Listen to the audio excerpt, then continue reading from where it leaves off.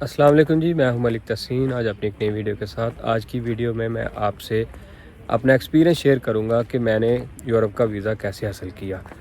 और इसके अलावा मेरे और भी लोगों से राब्ते हैं जिन्होंने यूरोप के वीज़े हासिल किए। मेरे एक दो दोस्त हैं, उन्होंने भी यूरोप का वीज़ा हासिल किया। वो सारी चीज़ें मैं आपसे शेयर करूँगा कि सारे मामला ये कैसे होते हैं, कौन कौन से डॉक्यूमेंट्स तैयार करने पड़ते हैं और किन लोगों की आपको हेल्प लेनी पड़ सकती है और कितने पैसे चाहिए होते हैं। इन सारी चीज़ों पे आज हम बात करेंगे। तो वीडियो शुरू करने से पहले जिन भाइयों ने अभी तक मेरा चैनल सब्सक्राइब नहीं किया, सब्सक्राइब कर लें ताकि मेरी भी हौसला अफजाई हो सके और आपको भी मेरी आने वाली इन्फॉर्मेटिव वीडियो मिल सके और उसमें आपका भी फ़ायदा हो सके। अगर आपने अपना ज़हन बना लिया कि आपने यूरोप का वीज़ा हासिल करना है तो आपको चंद एक बातों का ख्याल रखना होगा कि इसमें आपका टाइम भी लगने वाला थोड़ा बहुत मतलब 8 से 10 महीने तक आपने इस चीज़ को लेकर चलना है। अगर आप बिल्कुल जल्दी वाली चीज़ सोचेंगे कि हम किसी को पैसे दे लें 40-50 लाख, तो मेरे ख्याल से ऐसा आपको नहीं करना चाहिए। वो सारी चीज़ें फ़ेक हैं। तो उसमें जो है ना, फ़ेक डॉक्यूमेंट्स आपके लगा के वो अप्लाई करते हैं। सबसे बेहतर यह है कि आप अपने खुद के डॉक्यूमेंट्स बनाएं, थोड़ा सा वेट करें, थोड़ा सा वर्क करें। मैं सारी चीज़ें आपको तफसील से बताऊंगा। अगर आज मेरी आप ये पूरी वीडियो देख लेते हैं और जो मैं चीज़ें आपको बताता हूँ इस पर अमल करते हैं तो मुझे बहुत यकीन है कि 90% तक इंशाल्लाह आपको वीज़ा मिल जाएगा। अगर हो सकता है कि आपकी रिजेक्शन भी आ जाए, तो यूरोप का वीज़ा ऐसा है कि इसमें रिजेक्शन आने का कोई मसला नहीं होता। रिजेक्शन के बाद भी दोबारा आप भी वीज़ा अप्लाई कर सकते हैं और ना ही ये कोई पासपोर्ट के ऊपर कुछ स्टैंप लगाते हैं रिजेक्शन की। तो ये सारी चीज़ें होती हैं। तो बात को स्टार्ट करते हैं कि आपको ना तो कोई 40-50 लाख चाहिए, ना कोई 30 लाख चाहिए, ना 20 लाख चाहिए। कम से कम आपके पास 10 लाख तो होना चाहिए ये सारे प्रोसीजर को करने के लिए। और आपने तकरीबन 8 से 10 महीने तक वेट करना है। मैं सारी चीज़ें आपको तरतीब से बताता हूँ कि 10 लाख किन चीज़ों पे लगना है। आपने सारे अपने डॉक्यूमेंट्स तैयार करने हैं और अपनी छोटी मोटी ट्रैवल हिस्ट्री बनानी है। अगर आप ट्रैवल हिस्ट्री नहीं बनाएंगे तो आपके पैसे तो बिल्कुल तकरीबन 1 लाख के अंदर काम हो जाएगा, लेकिन उसमें चांसेस बहुत कम होते हैं वीज़ा लगने के। आपको पता है कि पाकिस्तानी पासपोर्ट की वर्थ दुनिया में बहुत कम है। इस वजह से हमें अपना पासपोर्ट मजबूत करने के लिए इस पे कुछ स्टैंप्स लगवानी पड़ती हैं। मतलब हमें विज़िट करने पड़ते हैं आउट ऑफ कंट्री, ऐसे कंट्री जिनके वीज़े भी आपको आसानी से मिल जाएं और जिनकी ट्रैवल हिस्ट्री भी अच्छी हो। मतलब यूरोप का अप्लाई करने के लिए वो ट्रैवल हिस्ट्री अच्छी हो, तो उसके लिए थोड़ा बहुत आपके पास बजट पड़ा होना चाहिए। सबसे पहले मैं बात को स्टार्ट करता हूँ, डॉक्यूमेंट से शुरू करता हूँ। सबसे पहले आपने अपना पासपोर्ट बनवा लेना है। कोशिश कीजिएगा कि आप अपना 10 साल वाला पासपोर्ट बनवाएं। और अगर आपका पासपोर्ट पहले से बना हुआ है तो उसकी वैलिडिटी 6 से 8 महीने होनी चाहिए। और इसके बाद आपने अपना बिज़नेस ओपन करवा लेना। अगर आप पहले से ही कोई बिज़नेस कर रहे हैं या आप जॉब कर रहे हैं, जॉब की बात मैं आपको बाद में बताता हूँ। अगर आप पहले से कोई बिज़नेस कर रहे हैं तो उसका आप NTN बनवा लें। लॉयर को कह के 2 साल की टैक्स रिटर्न बनवा लें। लॉयर 2 साल की टैक्स रिटर्न बना देते हैं, उनके पास सारे तरीके होते हैं, क्योंकि यूरोप का वीज़ा अप्लाई करने के लिए 2 साल की टैक्स रिटर्न रिक्वायर्ड होती हैं। जब आपका NTN बन जाना है तो उसके बाद आपने चैम्बर ऑफ कॉमर्स का एक सर्टिफिकेट होता है वो बनवा लेना है। ये सारी चीज़ें बड़ी आसान है। मैं आपको लॉयर का नंबर भी सेंड कर दूँगा। अगर आपको हेल्प की ज़रूरत हुई तो आप उनसे ये सारे डॉक्यूमेंट्स बनवा सकते हैं। उसके अलावा आपने अपना फैमिली रजिस्ट्रेशन सर्टिफिकेट नादरा के ऑफिस से ले लेना है। शादीशुदा है तो मैरिज रजिस्ट्रेशन सर्टिफिकेट ले लेना है, MRC बोलते हैं उसको। उसके अलावा ये चीज़ें आपकी बिल्कुल रेडी होनी चाहिए स्टार्ट में ही, जब आपने सोच लेना कि आपने यूरोप के लिए ट्रैवल करना है, यूरोप का वीज़ा हासिल करना है। तो कुछ चीज़ें ऐसी होती हैं जब वीज़ा अप्लाई करना होता है तो तब बनवानी पड़ती हैं। शुरू में ये डॉक्यूमेंट्स आपको प्रीपेयर करके रख लेने होते हैं, क्योंकि आपके डॉक्यूमेंट जितने पुराने होंगे उतना ही आपके वीज़ा लगने के चांसेस ज़्यादा होंगे। जब आपने ये सारे डॉक्यूमेंट्स बनवा लेने हैं तो ये 4 डॉक्यूमेंट्स हैं। पासपोर्ट है, आपका बिज़नेस है, चैम्बर ऑफ कॉमर्स का कार्ड है, FRC है, MRC है। ये चीज़ें आपकी जब तैयार हो जानी है तो आपने अपने पासपोर्ट को मजबूत करने के लिए कोई ऐसे कंट्री चुनने हैं कि जिनके वीज़े भी आपको फ़र्स्ट टाइम, क्योंकि आपका बिल्कुल साफ़ पासपोर्ट होता है तो उसमें वीज़ा हासिल करना बड़े मुल्क का मुश्किल होता है।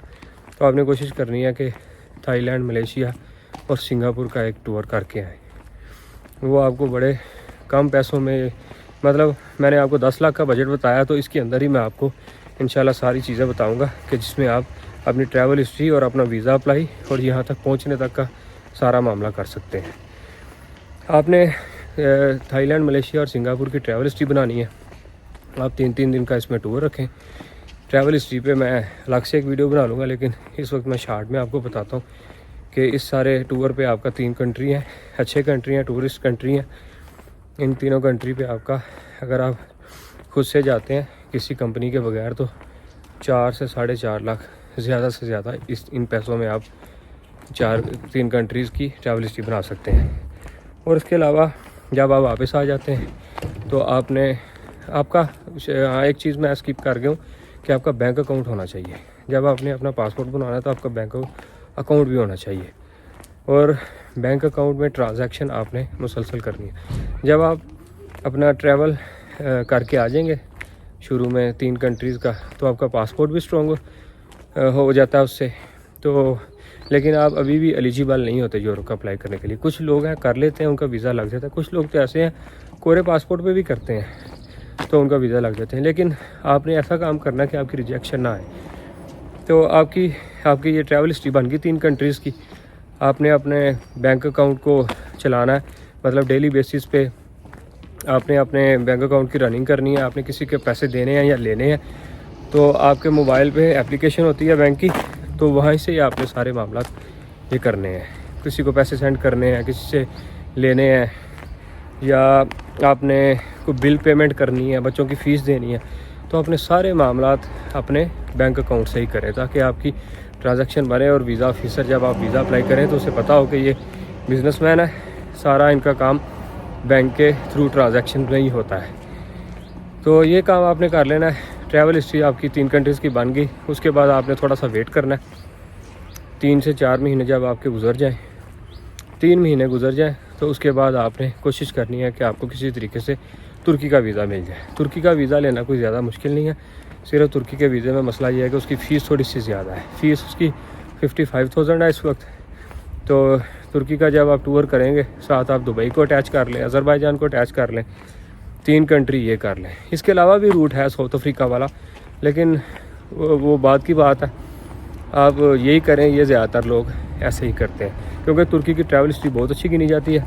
वो इस तरह के तुर्की, जब आप तुर्की का अप्लाई करते हैं तो तुर्की के लिए आपको बहुत ज़्यादा डॉक्यूमेंट्स रेडी करने पड़ते हैं।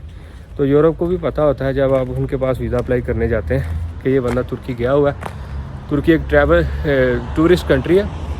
और उसके अलावा जब तुर्की का वीज़ा अप्लाई करते हैं तो यूरोप जितने ही डॉक्यूमेंट्स तुर्की वालों को भी देने पड़ते हैं, फिर वो वीज़ा देते हैं। तो आपके डॉक्यूमेंट्स तो बने होंगे जो मैंने आपको तफसील बताई है। तो उसमें यह है कि आपका तुर्की का अगर वीज़ा लग जाता है तो आपके लिए बेस्ट हो जाता है। आप तुर्की विज़िट करके आएँ, अज़रबैजान जाएँ और दुबई जाएँ।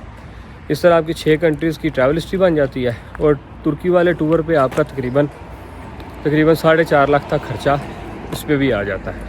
मेरे पैसे इससे कम लगे थे, लेकिन मैं कुछ साल पहले की बात कर रहा हूँ, अब थोड़ा सा महंगा है। तो ये 9 लाख में आपके दोनों टूर कंप्लीट हो जाएंगे। आपने पैसों का नहीं सोचना, क्योंकि अगर आप पैसों का सोचते रहे, अगर आपके पास हैं तो आपको लगाने चाहिए।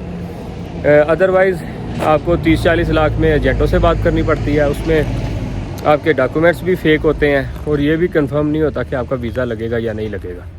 जब आपकी ट्रैवल हिस्ट्री कंप्लीट हो जाए तो आप अब बिल्कुल प्रिपेयर हैं वीज़ा अप्लाई करने के लिए। तो इस वक्त जब आपने वीज़ा अप्लाई करना है तो आपने अपने बैंक अकाउंट में पैसे रखवा लेने हैं।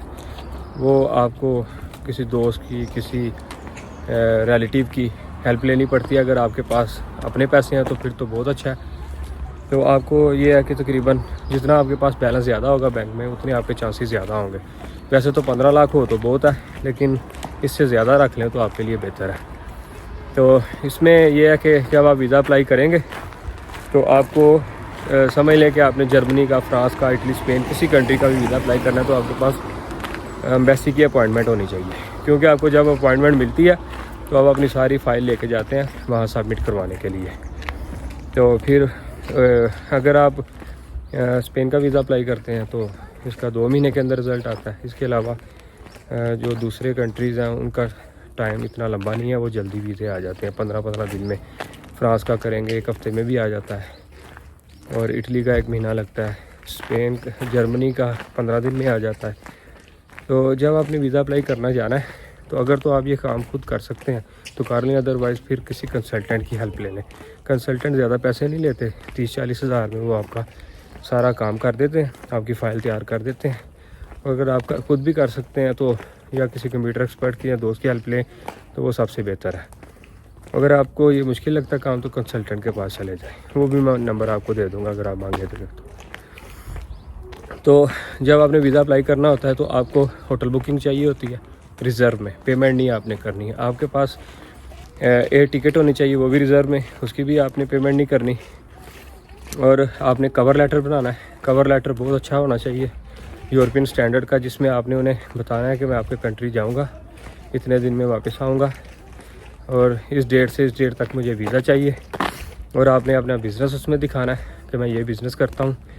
आपने सारे मामला आपने कवर लेटर में लिखने होते हैं। और आपने ट्रैवल प्लान का एक पेपर बनाना है जिसमें आपने बताना है, लेट्स सपोज आप फ्रांस का वीज़ा अप्लाई कर रहे हैं तो आप उन्हें बताएंगे कि मैं फ़्रांस का भी विज़िट के लिए जा रहा हूँ। और उसमें आपने डेस्टिनेशन लिखनी होती है कि मैं ये होटल में ठहरूंगा और इन जगह पे विज़िट करूँगा। तो ये सारी चीज़ें जब आपकी कंप्लीट हो जाती हैं तो आपने अपना जो कवर लेटर लिखना है वो अपने कंपनी के लेटर हेड के ऊपर लिखना है, सादे पेपर पे नहीं लिखना। जो आपका कंपनी का लेटर हेड होता है जिस पे आपकी कंपनी का मोनो वगैरह हो, तो कंपनी आप किसी तरीके से भी बनवा सकते हैं। आपको पता है कि सारी चीज़ें हो जाती हैं, वो लॉयर ही करके देता है आपको। अगर आपका खुद का बिज़नेस है फिर तो सबसे अच्छा है। तो ये सारी चीज़ें जब आपकी तैयार हो जाती हैं, अपॉइंटमेंट डे पे आपने एम्बेसी जाना होता है। तो एम्बेसी फिर आपका कुछ एम्बेसीज ऐसी हैं जो इंटरव्यू करती हैं, कुछ आपका VFS के थ्रू वीज़ा अप्लाई होता है। नीदरलैंड, जर्मनी और फ्रांस ये ज़्यादातर इंटरव्यू करते हैं। इंटरव्यू बड़ा सिंपल सा होता है, उसमें मैं एक अलग से वीडियो बना दूँगा।